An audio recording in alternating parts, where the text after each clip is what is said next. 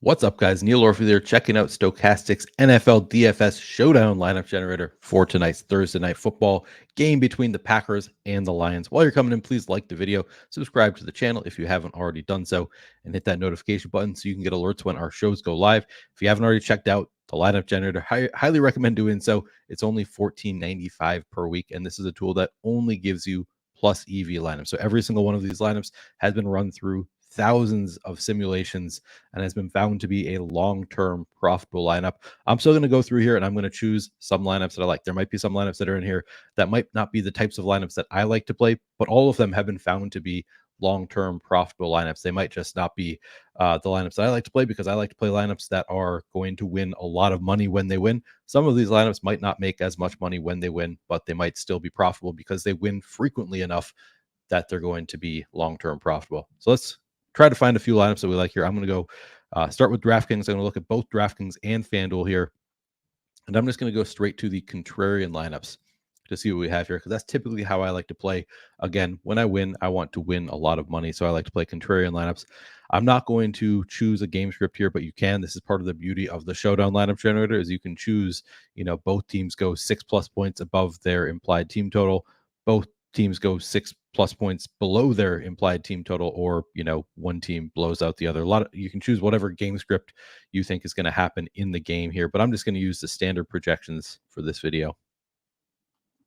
All right, first lineup we see here, and first of all, projection wise, this one projects for 73 fantasy points. That seems like a good enough projection here. Any lineup you get in the lineup generator, as you can see here, is probably going to be pretty close to optimal in terms of the projection. Like, you're not going to get any that projects for 40 points in this tool. Every lineup is going to project fairly well, so that's not generally a huge concern using the lineup generator.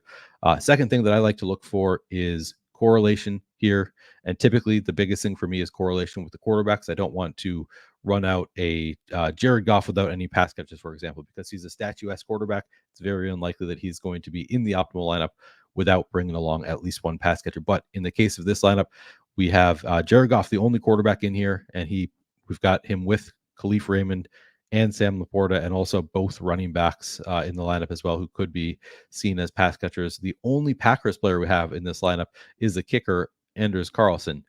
So sort of an interesting lineup from that standpoint. The major Lions onslaught lineup, this one leaving 2,000 salary on the table. So I think this one is going to be unique enough that it's not going to be duplicated a ton. One of the bigger things I'm looking for when I say I want a lineup that's going to win a lot of money when it wins, what I really mean is I want a lineup that's not going to be duplicated 1,000 times, because that way you're going to have to be chopping with a lot of the field. If you're only duplicated 10 times, you don't have to chop nearly as many ways. You're going to win a lot more money. So this one, I don't think it's going to be duplicated a ton, again, because it's leaving 2,000 on the table. We've got a fairly low owned captain, 10% for David Montgomery in the captain spot. For the most part, not a super contrarian lineup. Honestly, I was looking at the slate earlier, trying to find great contrarian options. They're hard to come by on this slate. So, even though we don't have any super contrarian options, I like the lineup because it leaves 2,000 on the table. So I would save this one. All right, this one I can see right away only leaves 200 on the table. So let's see if it gets super unique in any other way. First of all, projects for 71 fantasy points, so similar to the last one. Correlation standpoint, we have Jordan Love in here paired with Romeo Doubs and Aaron Jones, if you want to include him as a pass catcher. He's in there as well. And then we don't have Jared Goff, so we don't need to concern about correlating with Goff. From a uniqueness perspective, we have the Lions in there, 4% projected ownership in the captain spot, which, fairly low owned. But in my experience, looking through past slates, typically if you put in a kicker or a defense in the captain spot and you use close to the full salary, even if they're low owned in the captain spot, you're going to end up being duped a ton, because people are playing when people play the kicker or the defense in the captain spot, it's to save money so that they can play studs throughout the rest of the lineup. It ends up being people funneling to the exact same type of build. So I don't think I would play this lineup, even though I know it's plus EV. I think this one is going to be duped too much for my comfort level. So I would not play this one. I'm going to save it anyway, just so we can see our exposures at the end. All right, third lineup here, we've got projecting. So this one's projecting the worst of the three we've seen so far, but again, still pretty close to like the top 10th percentile in terms of projection here. We have Jared Goff in there with Josh Reynolds, so that's good to see. Anytime I have Jared Goff, I want to be pairing him with somebody. We don't have Jordan Love in here, so don't need to concern ourselves with Jordan Love correlation at all. From a uniqueness perspective, we have AJ Dillon in the captain spot at just 4.5% projected ownership. Nobody else who's low owned, but we're leaving 2,300 on the table. So I like this lineup. I think this is the type of lineup that I would be willing to play. So that's the second one. I'm going to find one more that I would be willing to play, and then I'm just going to save to look at the correlations. All right, third lineup we have here. We have Jared Goff in the lineup with Josh Reynolds, with Amon-Ra St. Brown in the captain spot, and with Jahmyr Gibbs, a capable pass catcher as well. We don't have Jordan Love in this one. We do have two pass catchers from the Packers in Jaden Reed and Josiah DeGuara. We have DeGuara fairly low owned, 7% projected ownership, bare minimum price. Nobody else super low owned. And this one only leaving 600 on the table. This one projects the best of anything we've looked at so far, but I would not use this lineup personally for my style of play because we're not leaving enough salary on the table, not getting unique enough, I don't think. So I don't think I would use this lineup. I'm going to try to find one that I like better. All right, this one, we don't have any quarterbacks in the lineup. We've got a 5% owned Antoine Green, 4% owned Dontavion Wicks, and then we have, outside of those guys, higher owned players here. Doesn't project extremely well, leaves 800 on the table. I think because of the combination of Antoine Green and Dontavion Wicks, this one is not going to be duplicated a ton. So from that perspective, I actually think this one, even though it's only 800 on the table, probably not going to be duplicated a ton. So maybe could use this lineup.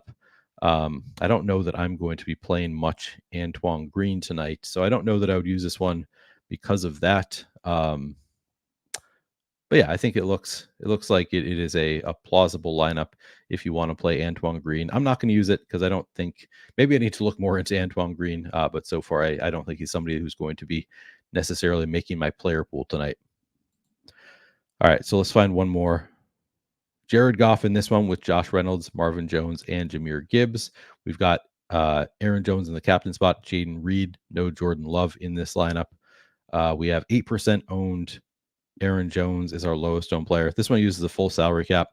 Not doing it.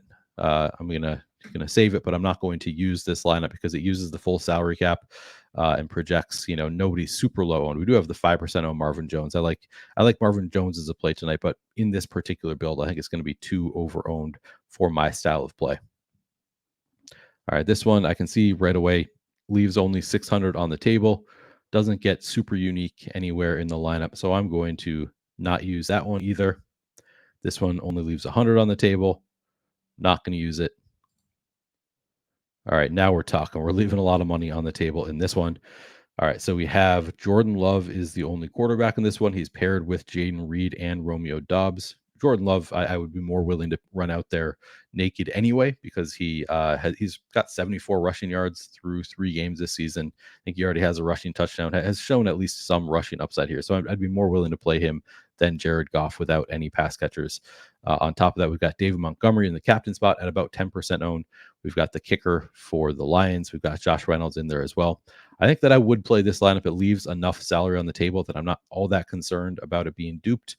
Projects really well and correlates well enough. So here's a third lineup that I would be willing to play here. All right, so I'm going to go ahead now. I'm just going to save the rest of these lineups and see who we get the most exposure to.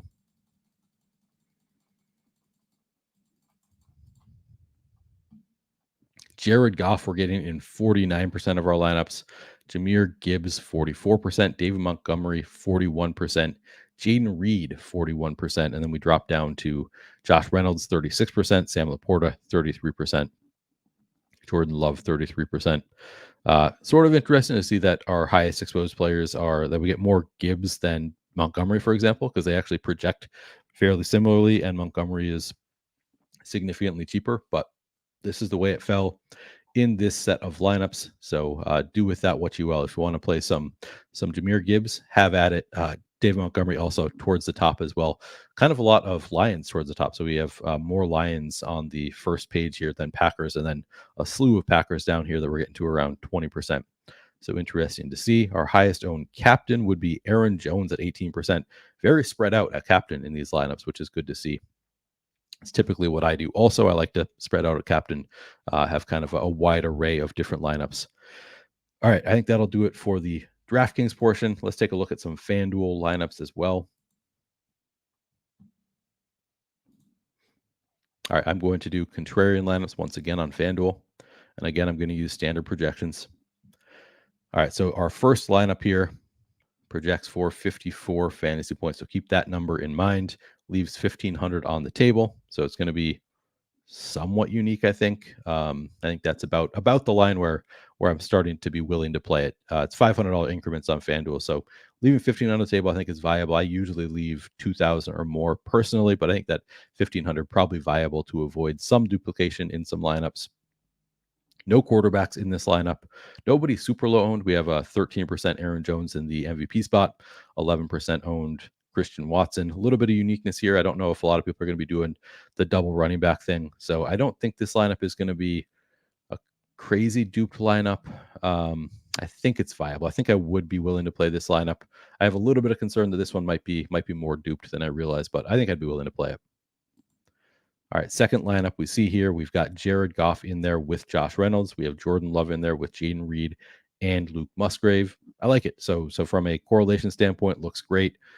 From a projection standpoint, up at 58 fantasy points, looks great. And then Jaden Reed is a unique captain. So we're using a MVP, a 2% owned MVP with Jaden Reed and leaving 2,000 on the table. I like this lineup quite a bit. I think this makes a lot of sense. Sign me up for this lineup. All right, let's find one more. Third lineup, we're projecting for 56 fantasy points. We've got Jared Goff in there with Josh Reynolds and Sam Laporta. We don't have Jordan Love, so we don't need to worry about correlating with Love. 10% owned David Montgomery in the MVP spot. I think I would use this one. It leaves 2,000 on the table, so fairly unique, correlates well enough, projects well enough. All right, I think that is a viable lineup that I would consider playing in a large field GPP. All right, so I'm just going to go through again and save a bunch of lineups and see what our exposures look like once we get to 40 lineups.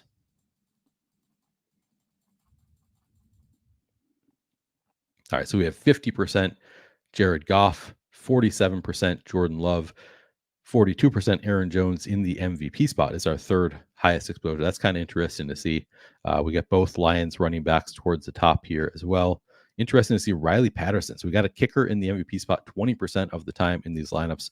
That'll be unique. I don't think a lot of people want to play the kicker in the MVP spot. You're kind of relying on a low scoring game if you have that kicker in the MVP spot on FanDuel because there is no salary multiplier in the MVP spot. So you actually need him to be the highest scoring player in the lineup.